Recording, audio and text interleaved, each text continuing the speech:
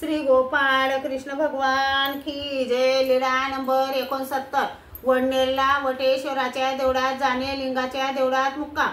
सर्वज्ञ झोपण्यासाठी वटेश्वराच्या देवळात गेले तेव्हा तेथील पुजाऱ्याने सांगितले, महात्मे हो, येथे झोपू नका, देवळातील वस्तू चोरीला जातात, म्हणून आम्ही रात्री कुलूप लावत असतो, तुम्ही पलीकडील देवळात जा। मग सर्वज्ञ पलीकडील उत्तरेश्वराच्या देवळात जाऊन झोपले।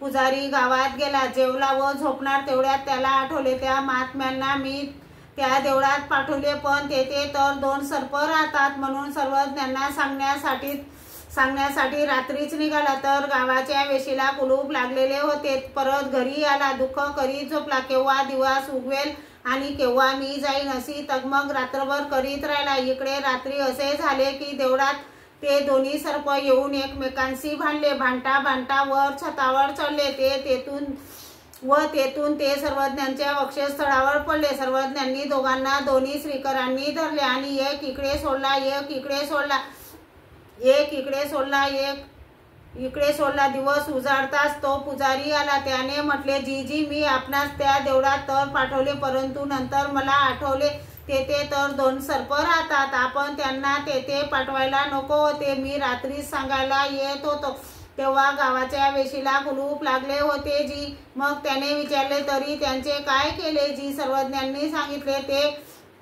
दोन्ही सर्प रात्री आले, ते दोघेही एकमेकात भांडता आमच्या वक्षस्थळावर पडले।